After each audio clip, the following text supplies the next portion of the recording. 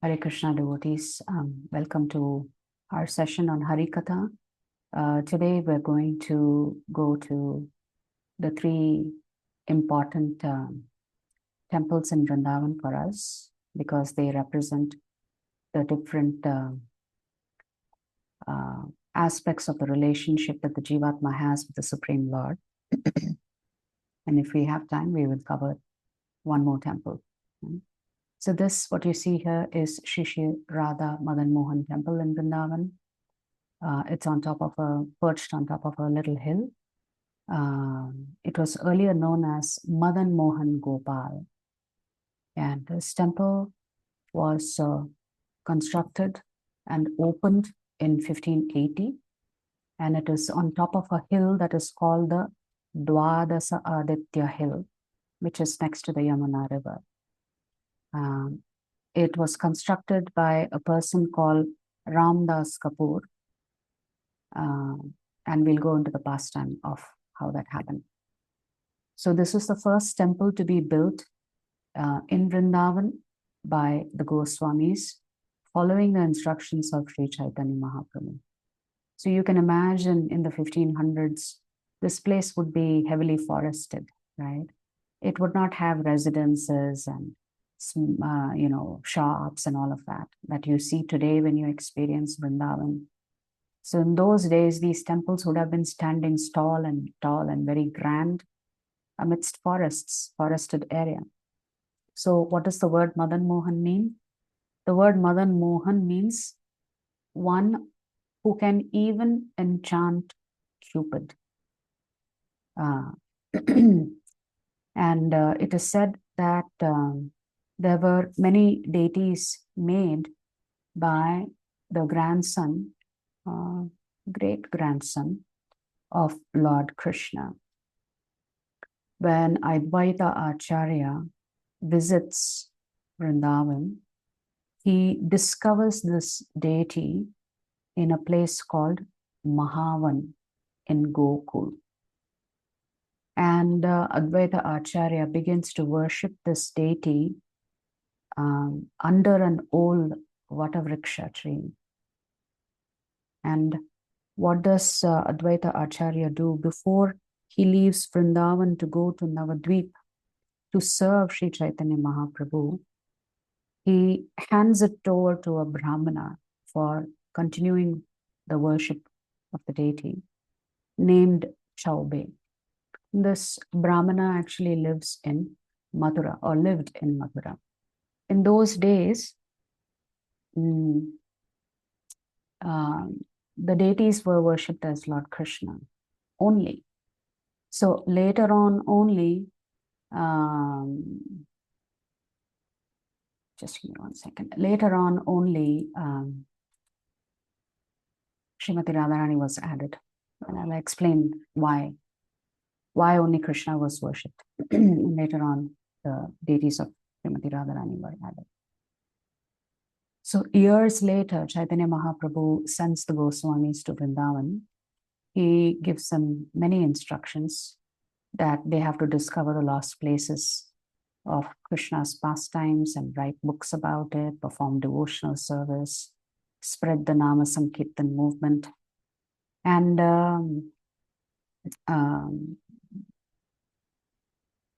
so I was listening to Bhakti Rasamrita Maharaj's lectures. And here he says that,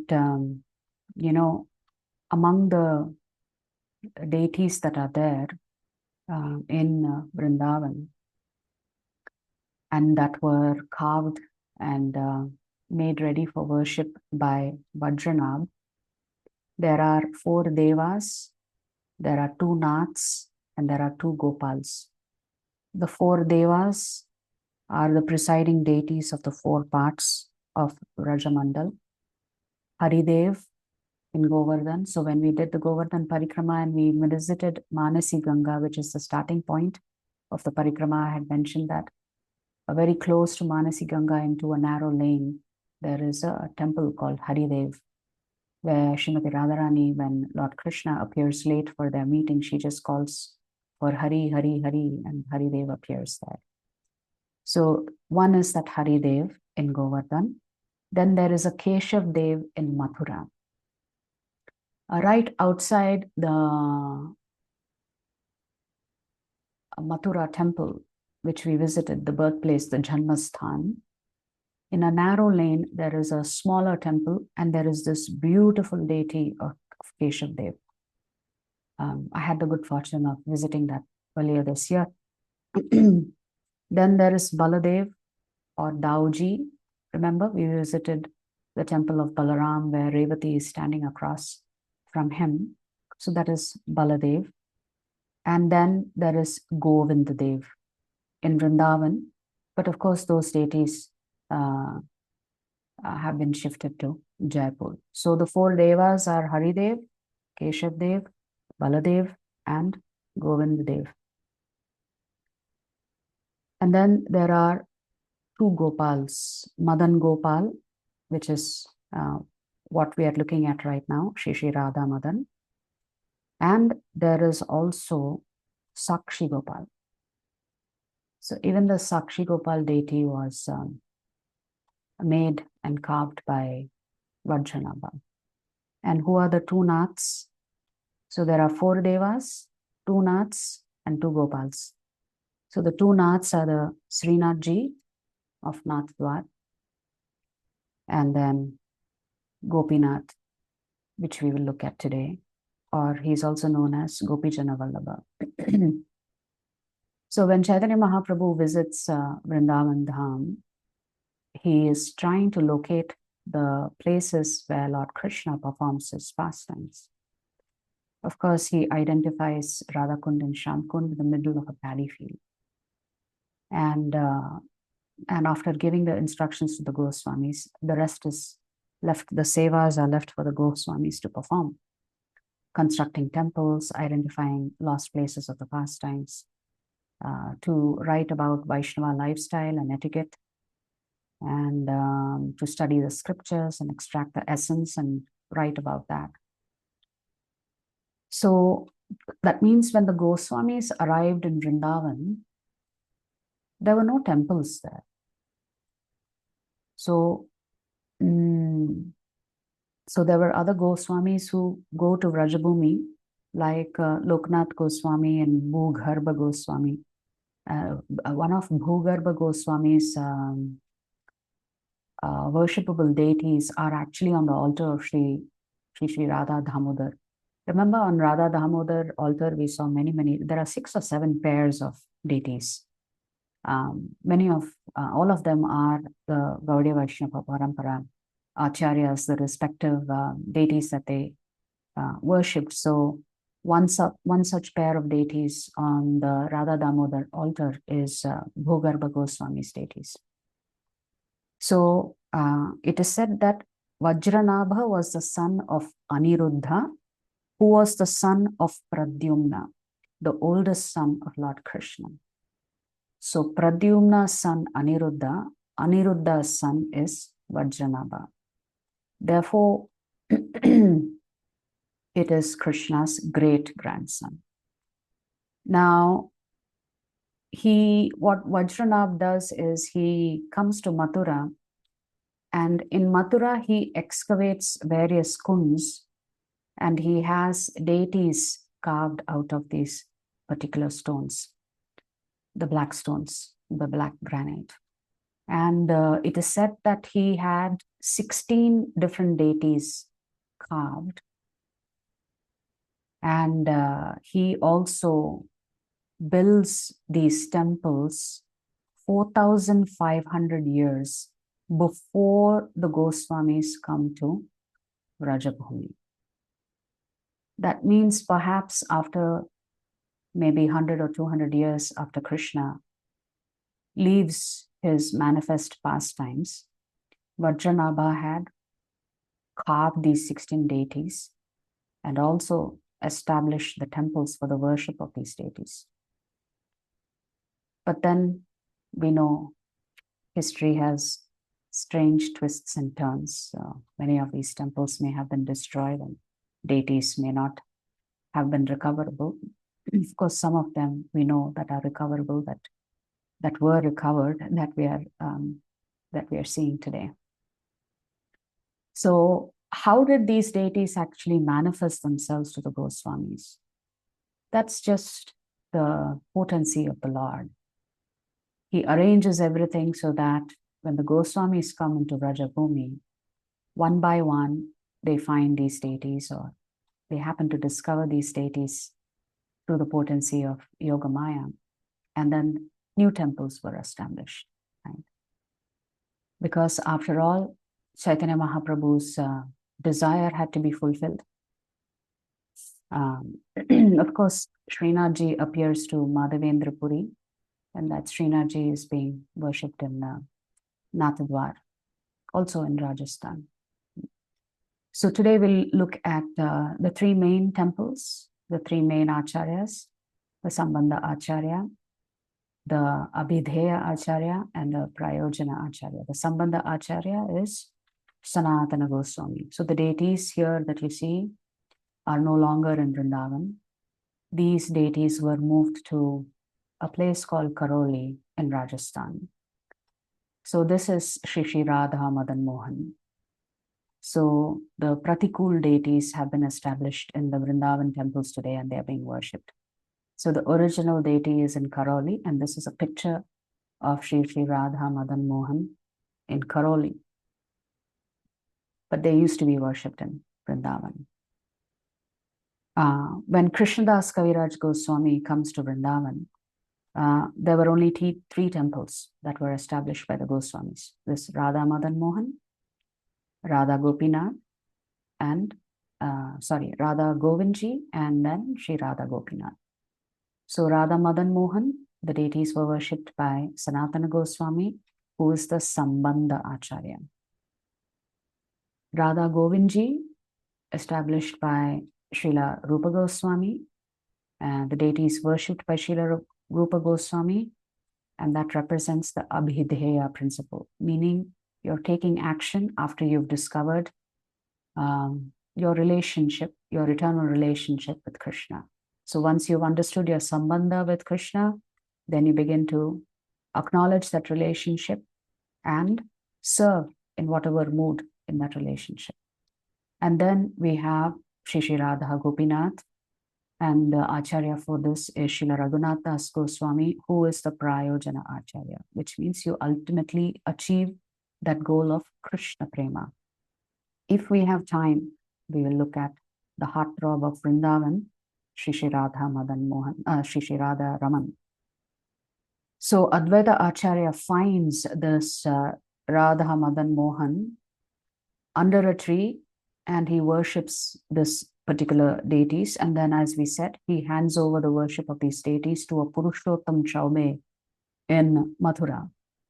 And in this household of Purushottam Chaube, they treated the Lord as one of their sons. They had other children.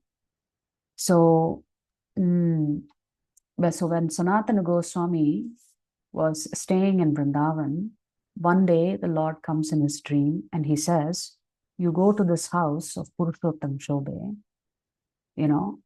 and I want you to worship me. So Sanatana Goswami goes to visit the residence of Purushottam Chaube, and he was quite shocked because he saw the children playing with Radha Madan Mohan. He saw the wife chastising Radha Madan Mohan for his naughtiness. And it is said that Radha Madan Mohan became a child for Purushottam Chaube and his wife, and he would be as mischievous as their other children. And so when Sanatana Goswami sees that the Lord is actually not being worshipped, he's being treated as another son in the family.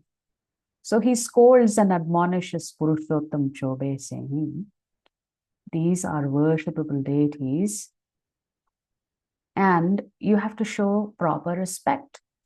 Now remember, Chaitanya Mahaprabhu has instructed them, deity worship should be established. And here the deity was being treated very casually. So he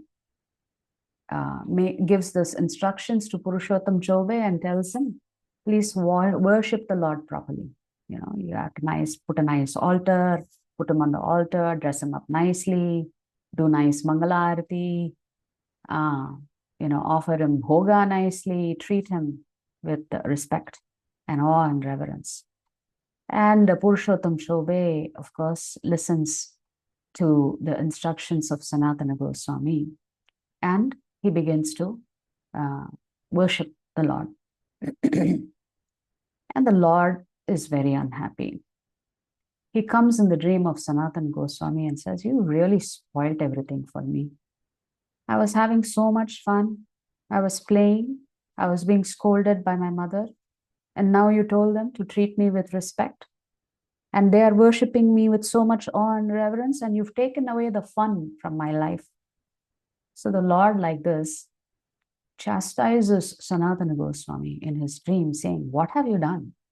What is your problem? I'm enjoying myself. Why do you have to change the whole mood and atmosphere by having them worship me with such awe and reverence?" Sanatana Goswami was just shocked. So the next morning, he hurries over to the house of Purushottam Chobe and he wants to beg forgiveness.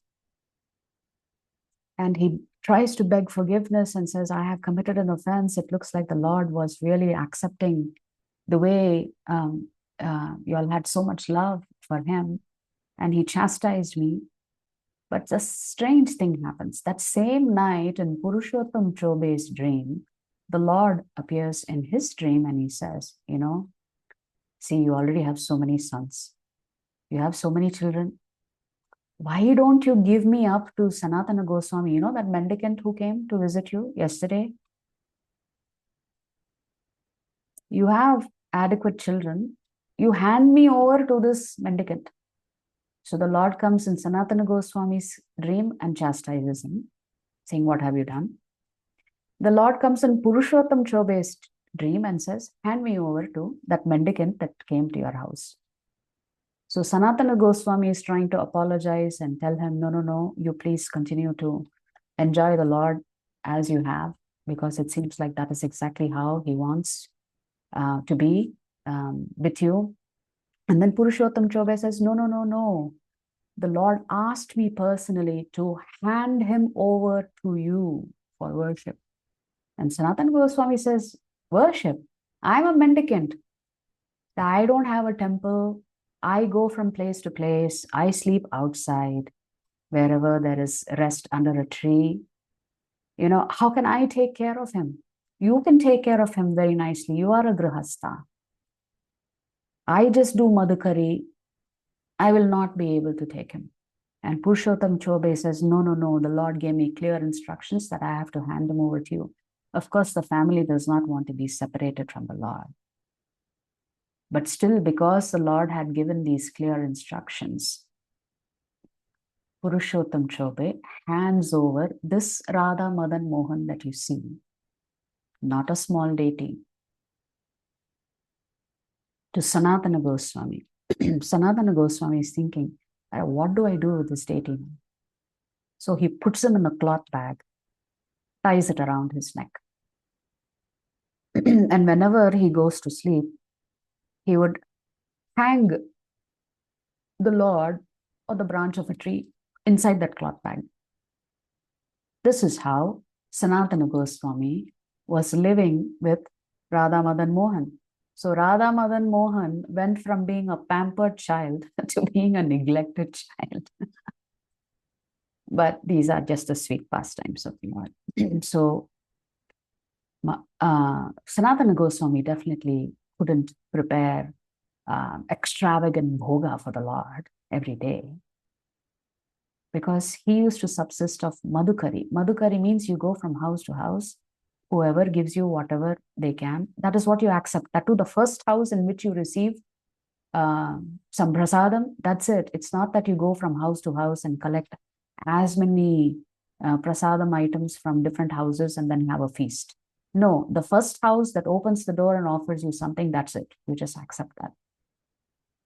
So sometimes the householders would give very dry chapatis to Sanatana Goswami, and this is what he would feed Radha Madan Mohan. Sometimes the householders would give Sanatana Goswami just wheat flour. And Sanatana Goswami would go to the banks of the Yamuna river, make a paste out of the flour, and have that and feed that to Radha Madan Mohan. Sometimes Sanatana Goswami was so absorbed in his bhajan, he would not even eat.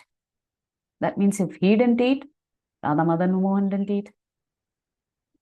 So like this, Radha Madan Mohan was residing with Sanatana Goswami. But you know, everybody has their limits, Bhakti Rasamrita Maharaj says, on how much they can tolerate. So Madan Mohan could not tolerate it anymore. Arey, what kind of treatment is this? So Madan Mohan tells Sanatana Goswami one day, you know, I really enjoy being with you. Your service is so nice. But, you know, sometimes you feed me these dry chapatis and this wheat ball pastes. Once in a while, can you make sure I get some salt along with it? Now, I'm not asking for anything big here, but at least just a little bit of salt would be helpful. So Sanatana Goswami gets very upset when he hears the Lord's. What is the Lord asking for? He's not asking for chappan bhog. He's saying, can you give me salt once in a while? You know what you're feeding me? I appreciate what you're giving me, but little salt would be helpful. So Sanatana Goswami becomes very upset with the Lord. He says, look, I'm busy with my work. Today you're asking me for salt. Tomorrow you will ask me for sugar, ghee. Where will I go to get these things for you? Don't you understand? I'm just a simple mendicant. And Sanatana Goswami tells the Lord, you have to be satisfied with whatever I give you. So Madan Mohan didn't have any choice now. He's been shut up by Sanatana Goswami. So Madan Mohan accepted it quietly and he was thinking, looks like I have to take matters into my own hands. And so I have to resolve the situation. It doesn't look like Sanatana Goswami is going to resolve the situation for me. So please understand, this is way the deities are worshipped in the Raga Marg. Out of pure love, you can worship the Lord in this way because of the intimate relationship you have with the Lord. But you and I cannot do this. We have to have proper altar, a proper procedure to worship the deities on the altar, proper way to wake them up, proper way to put them to rest, proper way to offer bhoga, proper way to do arati. There is a specific way in which you have to worship your deities at home. So in the Raga Marg, there are no such rules and regulations because there is intense love between the Bhakta and Bhagavan. So much so, the Bhakta forgets Bhagavan is Bhagavan. Bhagavan forgets that he is Bhagavan. The Bhakta forgets that he is a Bhakta. So Madan Mohan is thinking, oh, I need a house. I can't live outside like this every day. So he has to make his own arrangements because it doesn't look like Sanatana Goswami is eager to build him a nice temple, make sure there's proper worship. So he thinks, okay, my devotee is not going to help me here. I have to figure out a way of helping myself. And so from Punjab, a merchant comes to sell salt in Agra. So his name is Ramdas Kapoor. He is traveling on the Yamuna River and the boat runs aground in a sandbar. It gets stuck. He doesn't know what to do. So he gets off the boat and steps over onto the banks of the Yamuna and he goes in search of people and he says, do you know how I can get this boat freed up? Because it's stuck in the middle of a sandbank. To which the people said, you know, there is a very powerful sage here. He lives on top of a hill under a tree. Why don't you go and talk to him? Maybe he can help you. Do some magic. He can release the boat from the sandbar. So this Ramdas Kapoor goes to this place where the Brajavasis had told him there's this very pure saint living there. So Ramdas approaches Sanatana Goswami and he says, please help me. I'm a rich merchant. I came here to sell salt. My boat is stuck. If you can help me release the boat, whatever profits I make, I will give it to you. I will construct a temple for your deity. And Sanatana Goswami says, what am I going to do with your money? I'm just a poor mendicant. But of course, Ramdas begs and pleads with Sanatana Goswami, and somehow or the other, mystically, the boat gets released. And so this Ramdas Kapoor actually constructs this temple that you see on the right-hand side. Of course, it is said that King Akbar at that time donated the land, donated the sandstones, etc., for the construction to happen. So this merchant builds the temple. It is said that the temple was 60 feet high, and then the deities were established for worship. You can see a part of the dome and etc. missing. So later on, Aurangzeb's soldiers destroyed some of the temples in Vrindavan. But the worshippers, the Goswamis, descendants were very keen on saving the deities. So many of the deities ended up in Rajasthan, where the Rajput kings protected the deities. So this particular deity also moved to Karauli. So the king of Jaipur's daughter was married to a prince in Karauli. And she was very, very attached to Madan Mohan and wanted Madan Mohan to come with her as part of the dowry.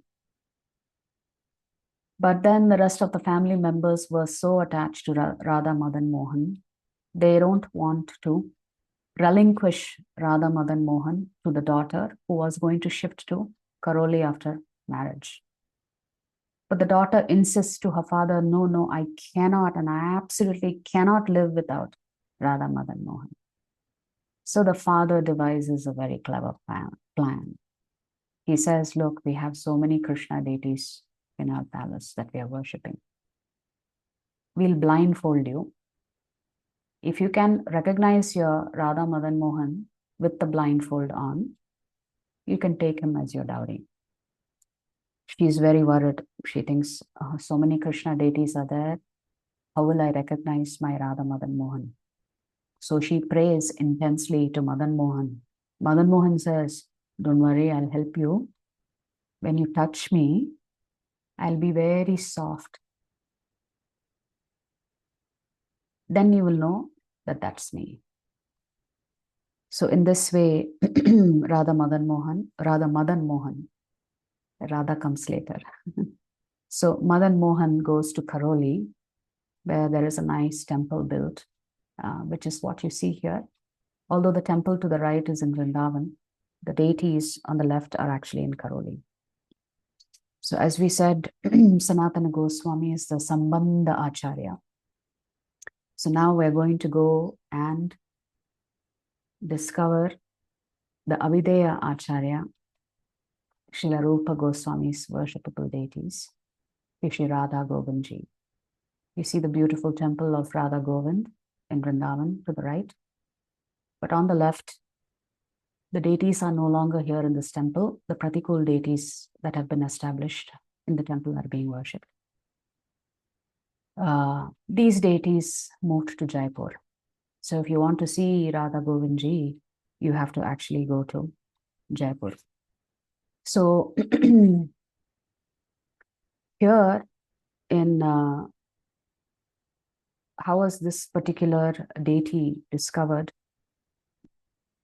One day, Rupa Goswami actually discovers this deity. So remember this, these are all deities carved by Vajranabha, the great grandson of Krishna.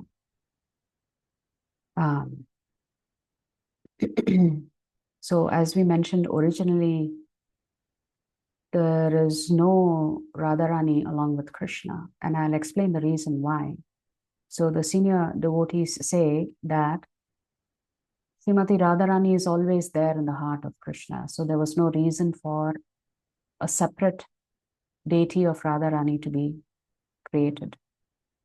And Radharani is a topmost devotee of the Lord. And she's a confidential devotee of the Lord. And primarily because she's the topmost confidential devotee of the Lord, the Radharani deities were not carved. So in those days, only Krishna was being worshipped by the Goswamis.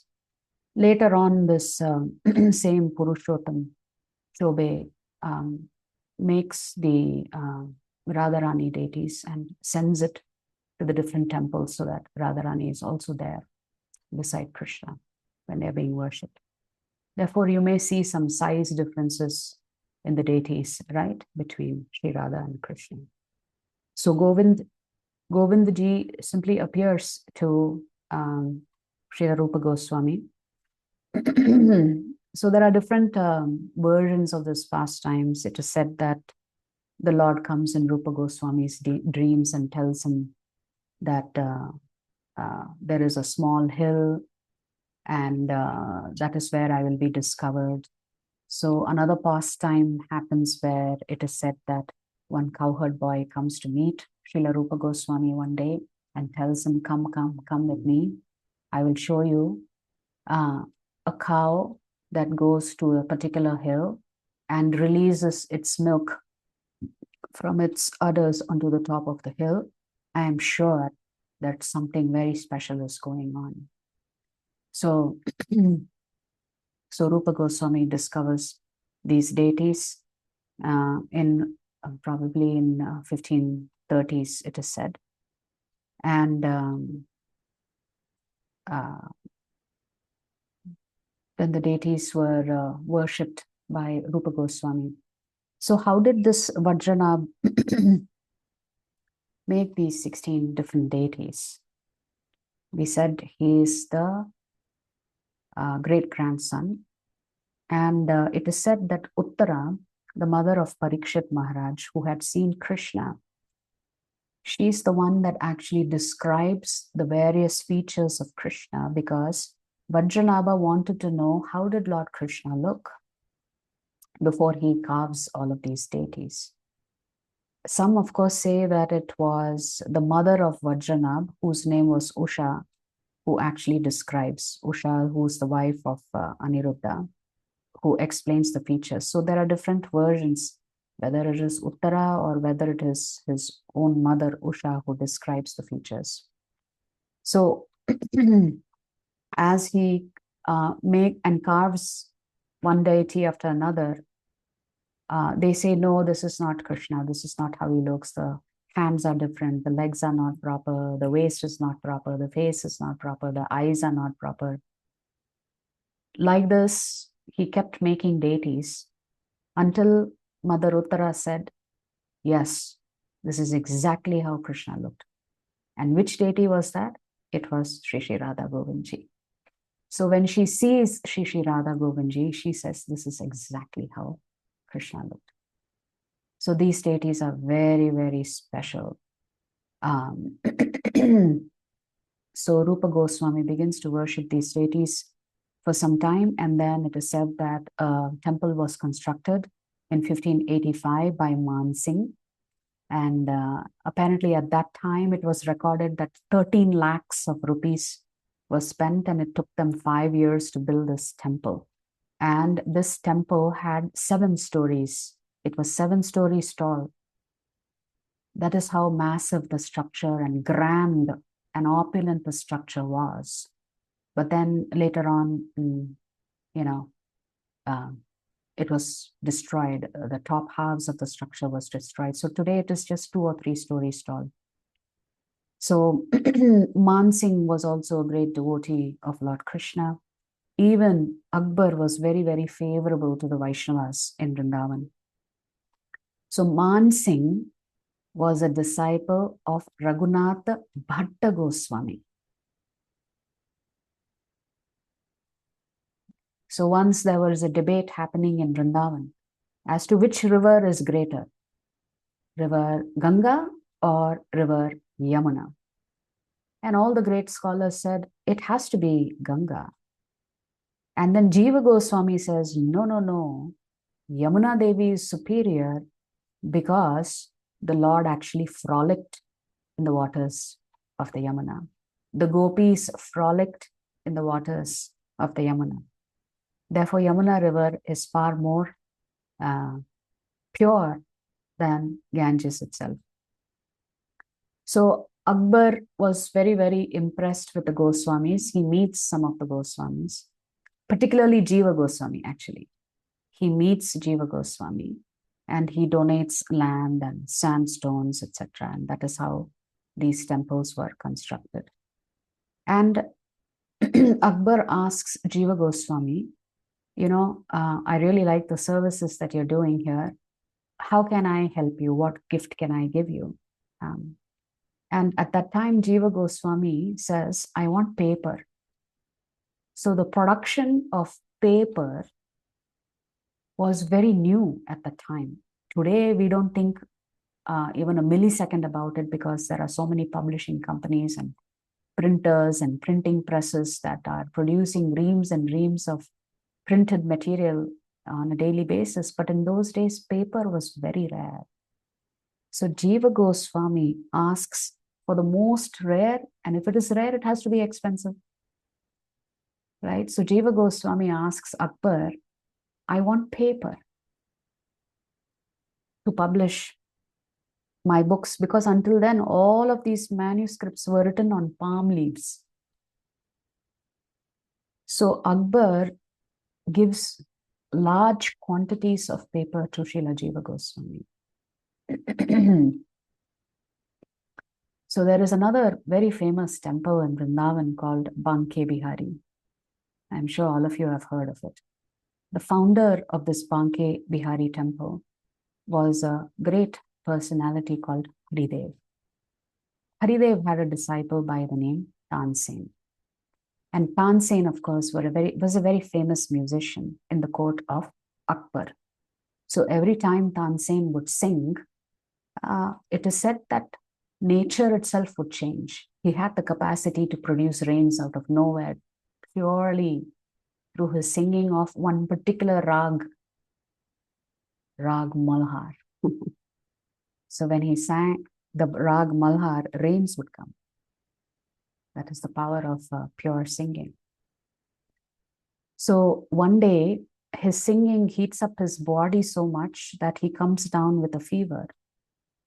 And his daughter, Tansen's daughter, comes and sings Rag Malhar to evoke the rains. And when the rain comes down and touches the body of Tansen, his fever subsides. Tansen was also, obviously, if his spiritual master is Haridev, he must have been a great devotee of Lord Krishna himself. So one time Akbar asks Tansen, you must be the greatest musician there ever is. And Tansen says, no, the greatest musician is my spiritual master, Haridev. My guru, Haridev, is a topmost musician. And Akbar does not believe it. He says, okay, I'd like to hear your guru singing. So why don't you call your guru Haridev to our palace so he can sing for me? And Tansen says, no, no, no, no, no. He will only sing for the Lord. He will never sing for a king. Because for him, his worshipable Lord is the king. Why would he sing to a so-called king? So Akbar says, no, but I want to hear. If you're saying your guru Haridev is a better singer than you, then I'd like to hear. So Tansen says, then we have to go perhaps in disguise and somehow trick him to sing for us. So how do they do that? So they go to visit Haridev in Vrindavan and they are hiding and they come up with a plan. So Tansen goes in front of his guru and he deliberately sings apaswara. He makes a mistake. And immediately Haridas corrects his student and begins to sing the song properly. And as he's singing and singing and singing, time just flies by. Tansen is transported to another world, and so is Akbar. And finally, the ecstatic singing has stopped, and both Tansen and Akbar offer their obeisances. And Akbar says, "Oh, your spiritual master, I can understand now why you say he's a great singer." So this way, Akbar was actually very favorable to the Vaishnavas. Of course, unfortunately, his great grandson, I think Aurangzeb, was not that favorable. So at this particular temple, there is an inscription where Jiva Goswami has composed an Ashtakam, and in that Ashtakam, he thanks Akbar and calls him a Vaishnava for being so large-hearted and being a patron of the Vaishnavas. So as I mentioned, this temple was 7 stories tall. But then later on, Aurangzeb comes and he's jealous. How can such a fabulous structure that is not glorifying me be constructed? It is said that when he saw it from Agra, he could see this temple from Agra, and at the very top spire, a lamp was burning bright. And he was curious, what is this strange light object that is hovering way up in the sky? And he sends his soldiers, and when the soldiers report to him, this is a structure in which the Hindus are worshipping their deities. He becomes jealous and he says, there can be no temple that is better than my palace, and so destroy it. So this is what is remaining today, a very small, insignificant portion of what used to be this grand temple. So the deities today are inside a palace in Jaipur, and this palace is the palace of Jai Singh. The city is named after Govind Dev deity. When you can watch the live stream of the Mangala Arathi of this particular temple, Sri Sri Radha Govindji, and you will see that Mangala Arathi is packed every day. There will be more than 1,000, 1,500, 2,000 devotees.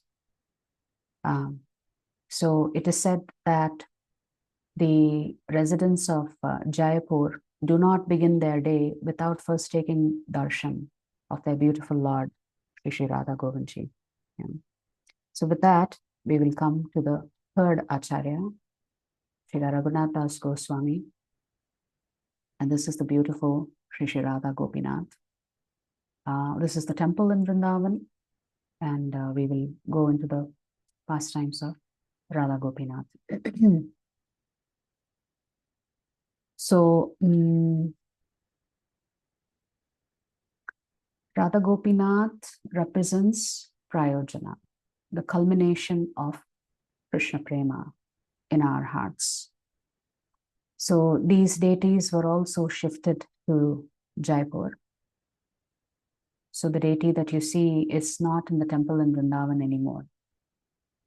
This is also there in Jaipur. So it is said that there was 2 great personalities in our parampara, Paramananda Bhattacharya and Madhu Pandit Goswami. They were contemporaries of the 6 Goswamis in Rajabhumi, and they were living at Vamshivat and worshipping the deities with a lot of love. So once this Paramananda Bhattacharya sees that the river Yamuna's water was receding from the banks, and it reveals a beautiful deity. And that is this deity that you see here. So Paramananda Bhattacharya was ecstatic to find this deity. He brings it to Madhu Pandit Goswami, who then begins to worship it very nicely. So this deity was actually worshipped by Madhupandit Goswami. And after some time, a temple was built by Rai Singh from Bikaner, from Rajasthan. This Rai Singh was also a commander in Akbar's army. And Akbar had given him a huge plot of land and a temple was constructed there. Now, of course, the Pratikul Murtis are being worshipped after the deities were shifted to Jaipur. So the Samadhi of Madhu Pandit is in this temple. Later on, Raghunath Das Goswami also worships these deities. You can see that the original deity of Srimati Radharani is very, very small and to the right of Lord Krishna, placed to the right of Lord Krishna today. So one day, Lord Nityananda Ram's consort, Janava Devi, comes to Vrindavan and she goes to take darshan of Sri Radha Gopinath. And she notices that the deity of Srimati Radharani is very, very small in comparison to the size of Sri Gopinath. At night, when she was resting, both Radha and Gopinath appear separately in her dreams and say, yes, you are right. Srimati Radharani is too small for Sri Radha Gopinath. Later on, she has a larger vigraha of Srimati Radharani made and carved, and she establishes that Radharani. So that is why you see two deities.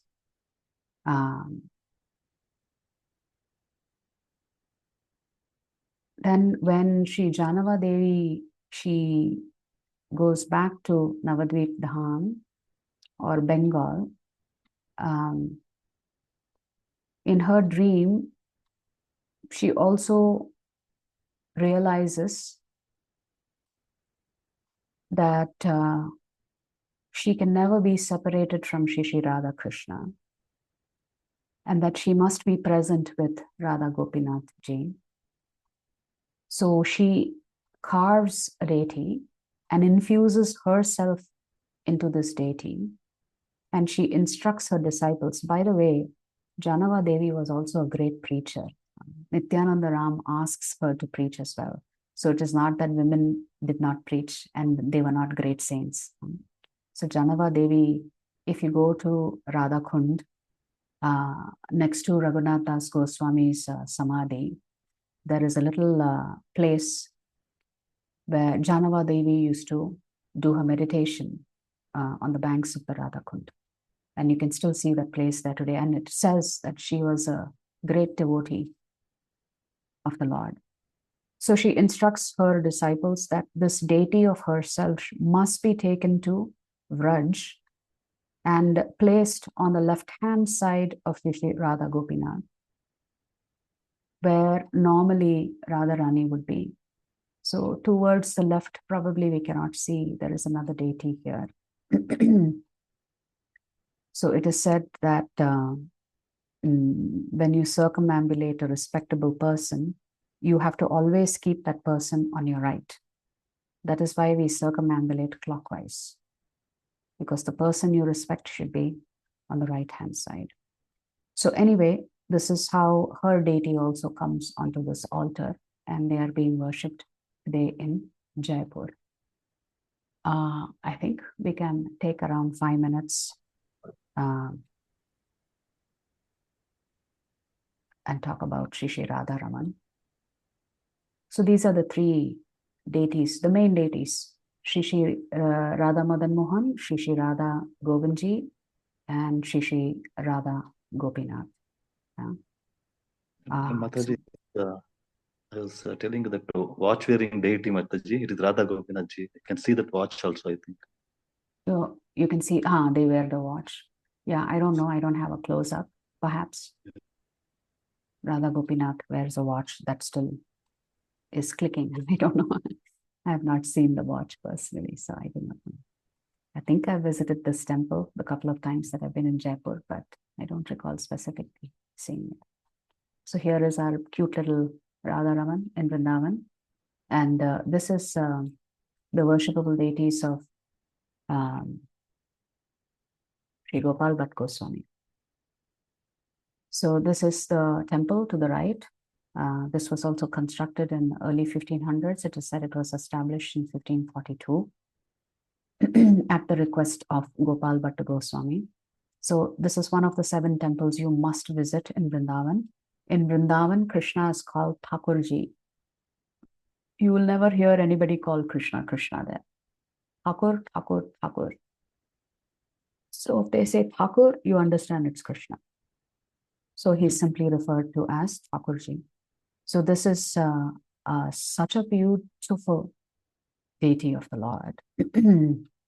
So for the followers of the Gaudiya Vaishnava Parampara, this temple is very, very special. Ramana means lover. Radha Ramana, the lover of Srimati Radharani. Of course, he does not have Radharani with him. She's there on a separate throne, just as a throne, because that is how the deity actually appeared. So after Chaitanya Mahaprabhu's disappearance, at the age of 30, Gopal Bhatta Goswami was actually staying in Srirangam. So feeling intense separation from the Lord, Gopal Goswami is feeling very despondent. The Lord appears in his dream and he instructs him, if you want to take my darshan, then you go to the north, to Nepal, go to the Gandhaki river and worship me there. So Gopal Bhatta Goswami actually meets Chaitanya Mahaprabhu when he's very young, probably between the ages of 7 to 10. And he has an opportunity to serve Chaitanya Mahaprabhu. He actually, his first, what can I call it? Prasadam was the Charanamrit from the water that was used to wash the lotus feet of the Lord. This Charanamrit was had by Gopal Bhatta Goswami when he was a young child. So anyway, Gopal Bhatta Goswami is in this Gandhaki river and he takes a dip. He takes a water pot along with him and he takes a dip in the river. And he was quite surprised to see many, many Shaligram Shilas had entered his water pot. And he drops all of these Shaligrams back into the river. And when he tries to refill his pot again, the same Shaligram Shilas re-enter his pot. So a total of 12 Shaligram Shilas had entered his pot. So he thought, okay, maybe this is the Lord's arrangement. And maybe the Lord is asking me to worship the Shaligram Shilas. So he takes these 12 Shaligram Shilas and he comes back to Vrindavan and worships them very nicely.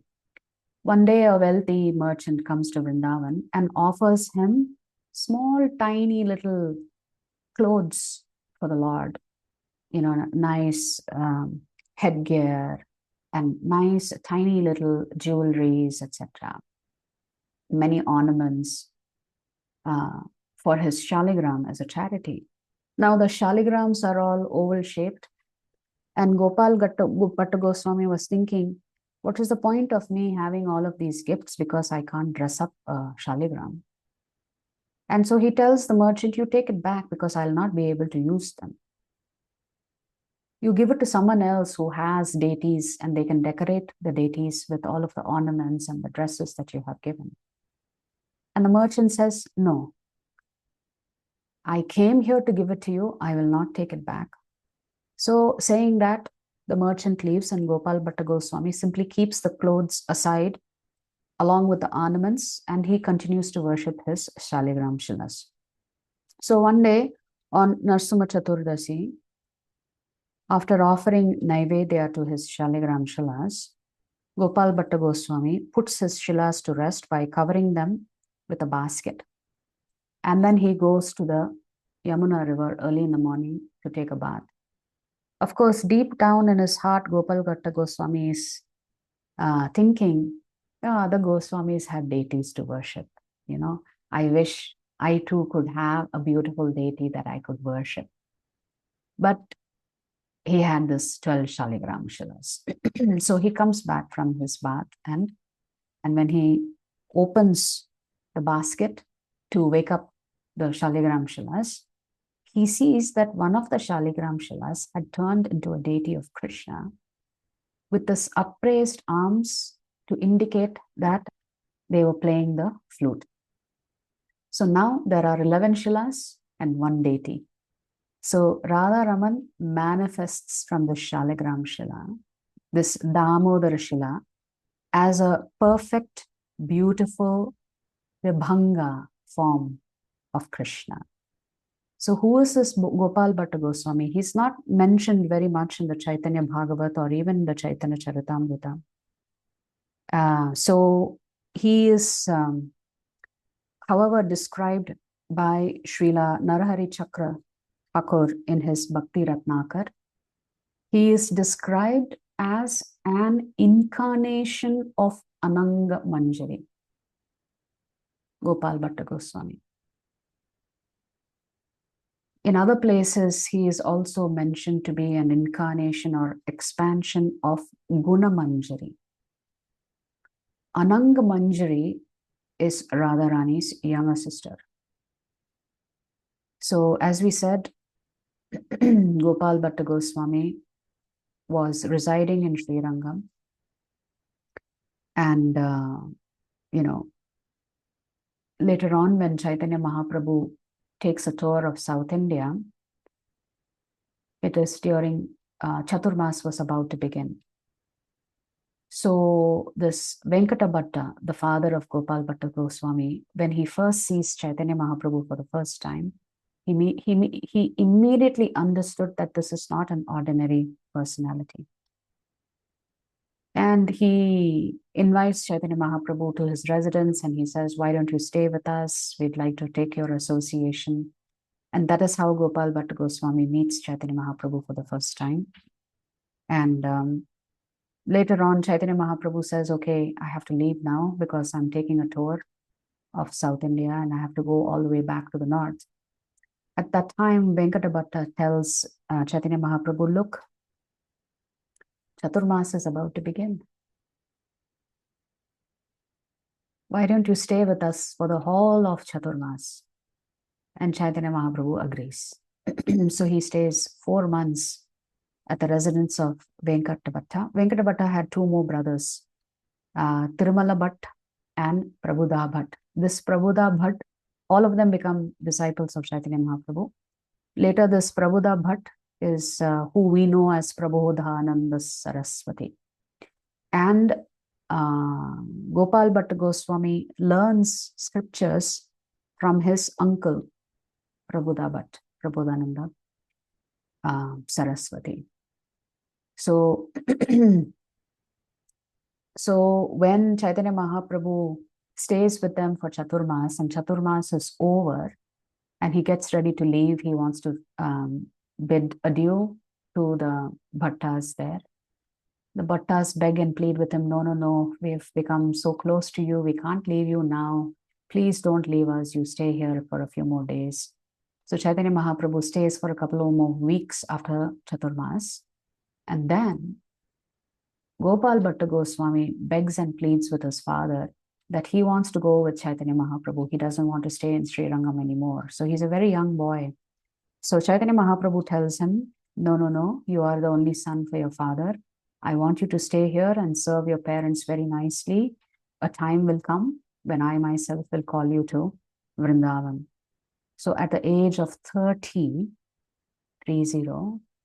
Gopal Bhatta Goswami moves to Vrindavan.